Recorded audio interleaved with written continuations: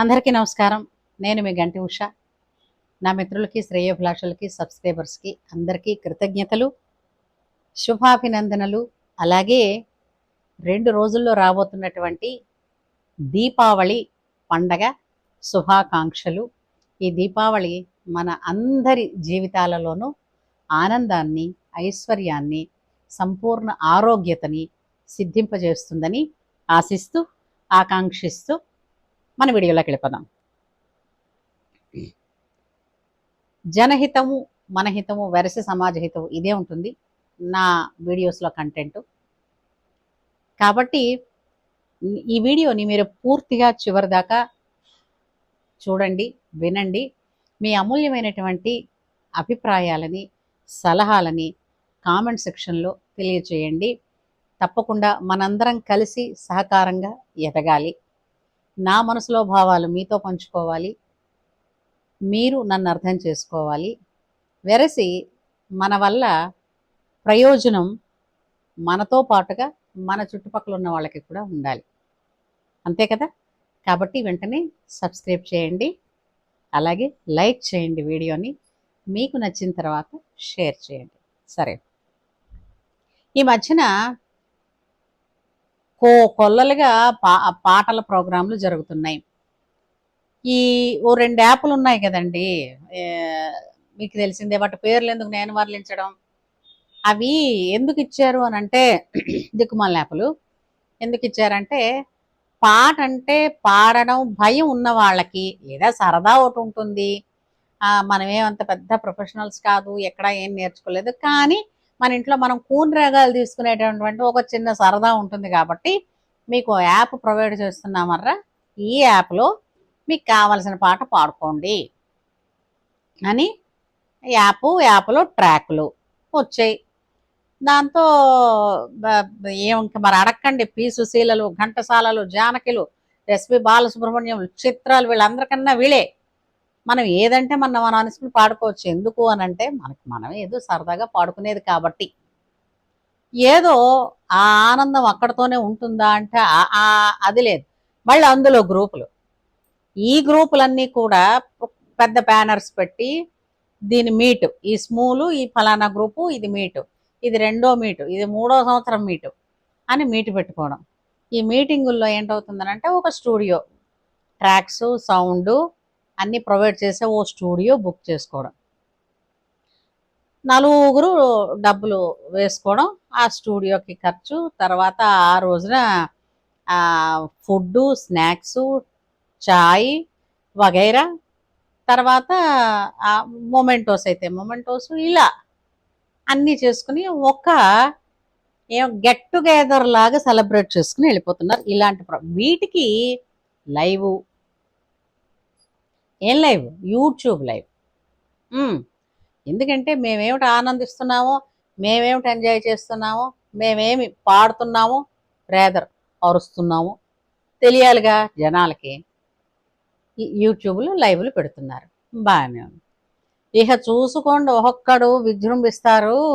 నేను పాట కొంచెం, నాకు సమయం తక్కువ ఉండి నేను కొంచెం పాడలేదండి, మీరు సహృదయంతో నన్ను ప్రోత్సహించాలండి, మీరు మరేమీ అనుకోకండి, మీరు క్షమించండి అని కొందరైతే. కొంతమంది ఏం చేస్తాం మరి, మీరు నన్ను భరించండి అని కూడా. నిజంగా చెప్పాలంటే అన్నీ, దాన్ని ఏమిటంటారు, పాటకు కావాల్సినవి ఏమున్నాయో అవన్నీ పక్కన పడేసి నిర్మోహమాటంగా ఈ విషయాలు చెప్పేసి బాబోయ్ పడిపోతున్నారు. ఆ పోనీ ఆ లైవ్ ఏదో మనవాళ్ళు, మన మనుషులు కదా అని మీరు ఓపెన్ చేసి చూడండి, ట్రాక్ది తోవ. ఈ పాడుతున్న వాళ్ళ గోల పాడుతున్న వాళ్ళది అయిందా. ఇలా సామెత ఉంది చూసారా, పెళ్లివారిది పెళ్లి సందడైతే పెట్టెలు మోసేవాడిది ఆ సందడని. అలాగా ఇక వచ్చిన వాళ్ళందరూ కూడా, అయ్యో స్టేజ్ మీద ఎవడో పాడుతున్నాడు, వాడెంత శ్రద్ధగా పాడుతున్నాడో ఏమిటో చూద్దాం. ఏం లేదు, ప్రపంచం మళ్ళా ఆ స్టూడియో రూమ్ దాటి బయటకు వెళితే అంతమైపోతుందో ఏమిటో, మళ్ళీ మాట్లాడుకునే అవకాశం వస్తుందో రాదో అనుకుని ఇక్కడే కొన్ని కబుర్లు ఎలా ఉంటుందండి, ఎంతెంత పెద్ద వాయిస్లో, అందులోనే పలకరింపులు, అందులో ఇది ఇప్పుడు ఈ పాడుతున్న వాళ్ళకి ఏంటవుతుందండి అని అంటే వీళ్ళేమిటి అంత సీరియస్ ఏమిటి, నా నేను ఎంత మంచి పాట ఎంచుకున్నాము అన్నదే ఇందులో తప్ప, నువ్వు పాటని ఎంత బాగా ప్రజెంట్ చేసావు అన్నది ఎవరికి అక్కర్లేదు. అందులో ఏం చేస్తారు, కాస్త నాడెంగా ఓ పిసరు శృతి లయ ఉండి, ఓ పిసరు పాటకి పాటకున్నటువంటి ట్యూన్ పెట్టి పాడే వాళ్ళను ఓ ఇద్దరు నాబోటి వాళ్ళని పిలుస్తారు. ఓ మేల్ సింగర్ని ఓ ఫీమేల్ సింగర్ని పిలిచి వాళ్ళు 10 పాటలు పాడితే మనం ఓ పాట పాడితే అదేమిటంటే బ్యాలెన్స్ చేస్తుంది అనమాట. అంత రణగుణధ్వని రాళమానలో మనది ఒక పాట అంటూ ఉంటుందంటే ఓహో వీళ్ళు ఉన్నారా అని అనుకుంటారని. పైగా కొందరేమంటున్నారు, అదేంటండి మీరు వాటిల్లో పాడుతున్నారంటారు వీళ్ళు. మరికొందరు అంటారు మీరుంటే మాకు సహకారంగా ఉంటుంది, మిమ్మల్ని చూస్తే మేము నేర్చుకుంటా ఉంటారు వాళ్ళు. ఎలా చదవమన్నారు. సరే, మీరు ఏ గూటి చిలక ఆ పలుకు పలుకుతుంది అన్న సామెత కూడా ఉంది. నా మాటల్లో ఎక్కువ సామెతలు వస్తాయి, ఎందుకంటే మా అమ్మమ్మ మా నాన్నమ్మ నిత్యం వాళ్ళు మాట్లాడుతుంటే నేను విన్నవే అవి. సరే, ఏ గూటి చిలక ఆ పలుకు పలుకుతుంది అని మీరు 10 సార్లు అపశృతులు విన్నారు అనుకోండి, మనమేంటవుతాం, మనం కూడా అపశృతుల్లోకి వెళ్ళిపోతాం. ఎందుకంటే సావాస దోషం అని ఒకటి ఉందిగా, 6 నెలలు సావాసం చేస్తే వాళ్ళు వీళ్ళు అవుతారని. అబ్బో ఎన్ని సామెతలు వస్తున్నాయండి. అలాగా మనం 10 అపశృతుల మధ్యన ఉంటే మనం కూడా 11వ అపశృతే వస్తుంది కదా. అందుకని మానేద్దామంటే మొహమాటాలు ఎక్కువరా బాబు అందరికీ.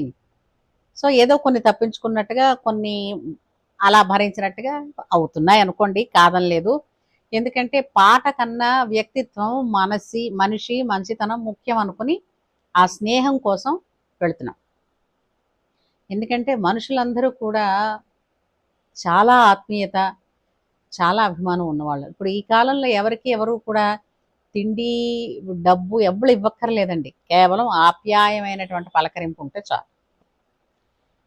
అయితే ఇలాగా ఈ ప్రోగ్రామ్స్ చేస్తూ యూట్యూబ్లో లైవ్లు వదిలేస్తూ ఉంటే నిజంగా పాట అన్నది అనాలన్నా, యూట్యూబ్లో లైవ్గా వస్తున్నటువంటి పాటలు వినాలన్నా హాడలు ఎత్తి చచ్చిపోతున్నాం. ఎక్కడో 1-2 సంస్థలు ఉన్నాయి, వాళ్ళు ప్రోగ్రామ్స్ చేస్తున్నారంటే మొట్టమొదటి నుంచి ముందు నుంచి మాకు ఆ లింకులు అవి పెడతారు. ఆ లింకుల్లో ఏంటంటే ఆ సింగర్స్ని చూసుకుని మురిసిపోతాం, అయ్యి బాబోయ్ వీళ్ళు పాడుతున్నారా అనుకుని. మొత్తం స్టార్టింగ్ నుంచి చివరి దాకా ఆ ప్రోగ్రామ్ ఇంట్లో నుంచే టీవీల దగ్గర అతుక్కుని కూర్చుని చూస్తాం. ఎందుకని, అక్కడ చాలా పెద్ద టాప్ మోస్ట్ సింగర్స్ పాడుతున్నారు.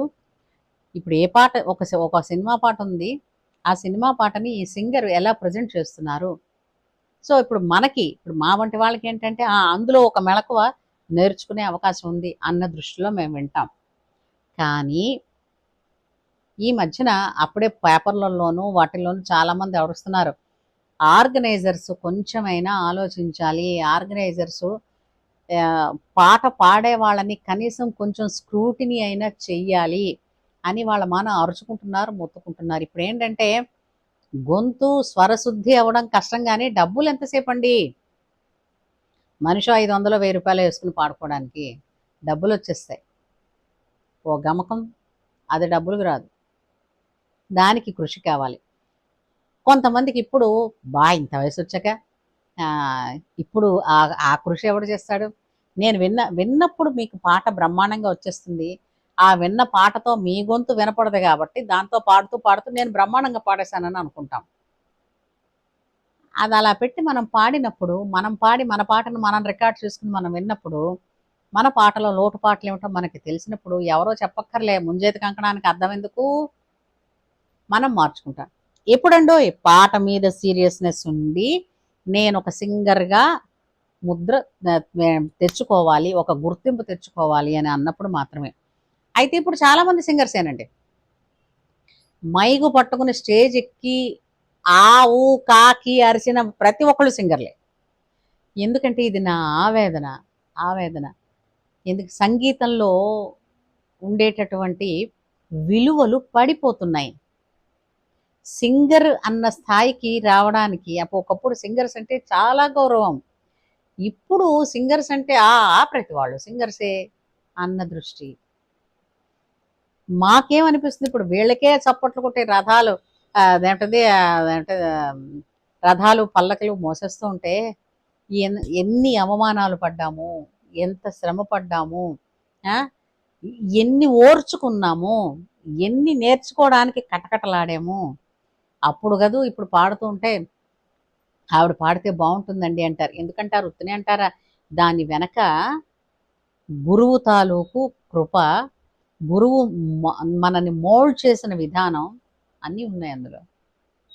ఎందుకు చెప్తున్నానంటే, మొన్నన లేటెస్ట్గా ఒక ప్రోగ్రాము జరిగింది. ఆ ప్రోగ్రాంలో ఘంటసాల గారి ప్రోగ్రాం అన్నారు. ఆ ప్రోగ్రాంలో నన్ను ఇంకొక ప్రముఖ ఘంటసాల సింగర్ని ఇన్వైట్ చేశారు, మా పెద్దన్నయ్యని.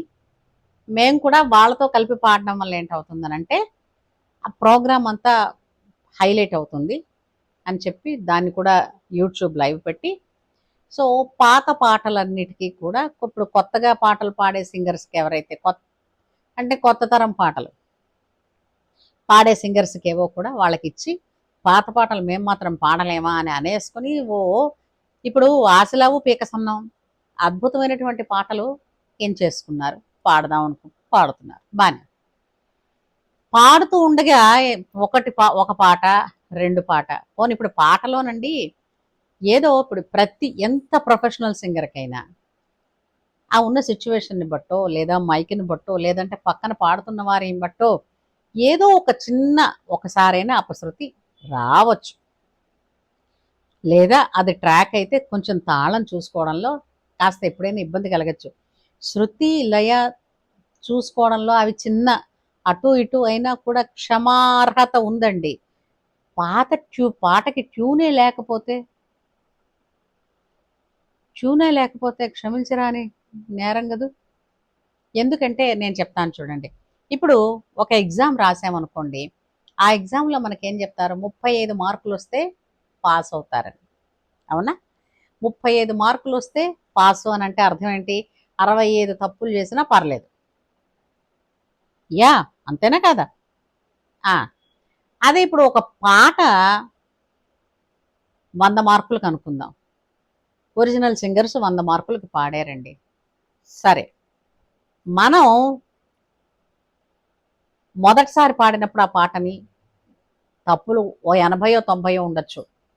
రెండోసారి, మూడోసారి, నాలుగోసారి పాడుతున్న ప్రతిసారికి మనం చేసే తప్పులు తగ్గిపోవాలి. తప్పులు తక్కువ కనపడుతున్నప్పుడే మనని మంచి సింగర్గా గుర్తిస్తూ ఉంటారు. అవునా కదా? తప్పులెన్నువారు తండోపతండంబు ఉరివి జనులకెల్ల నుండు తప్పులెన్నువారు తమ తప్పులెరుగరు విశ్వదాభిరామ వినురవేమ అన్నట్టుగా తప్పులు చేస్తే అమ్మాయి ఇక్కడ తప్పు చేసేమే అన్నది స్ఫురించిన తర్వాత దాన్ని మళ్ళీ ఓవర్కమ్ చేసే ప్రయత్నం చేయడం, ఇవి మంచి సింగర్ లక్షణాలు. అంతే తప్ప నేను మై కట్టుకున్నాను, పాడాను, నేను ఎలా పాడినా మీ చెవులు చచ్చి మీరు భరించండి, కానీ నాకు మాత్రం బ్రహ్మాండంగా చప్పట్లు కొట్టండి, మీరు అలా ఎంకరేజ్ చేస్తేనే కదా నేను మళ్ళా పాడతాను. ఎవరిని ఉద్ధరించాలి? అంత సరదాగా ఉంటే అపశృతులు బయటికి విడిచిపెట్టక్కర్లేదు, మీ ఇంట్లో తలపేసి కూర్చొని హ్యాపీగా పాడుకోవచ్చు. ఏమంటారు? అందులో ఏం జరిగింది అంటే, ఒక ఆవిడ పాటల ట్యూన్స్ అన్నీ ఎటో పోతున్నాయి, మేము తాళం శృతి పోనీ అయినా చూసుకుంటాం, ట్యూన్లు పోతా ఉంటే బాధ భరించలేక, కానీ ఏమి అనలేక ఇలాగ ఒక కాసేపు ఇలా 2 నిమిషాలు తల పట్టుకుంటే ఆ సింగరు తర్వాత ఒక పాట పాడేసి స్టేజ్ ఎక్కి మైక్ పట్టుకుని మమ్మల్ని ఎంకరేజ్ చేయకుండా ఇలా ఇక్కడ గొప్పగా పాడతామన్న సింగర్స్ అందరూ ఇలాగ తలలు పట్టుకుంటే మరి మా మైండ్ డైవర్ట్ అయిపోతుంది. మరి అంతకుమునుపు ఏమైంది, ఏడిసింది? అంతకుమునుపు ట్యూనే పోయిందిగా.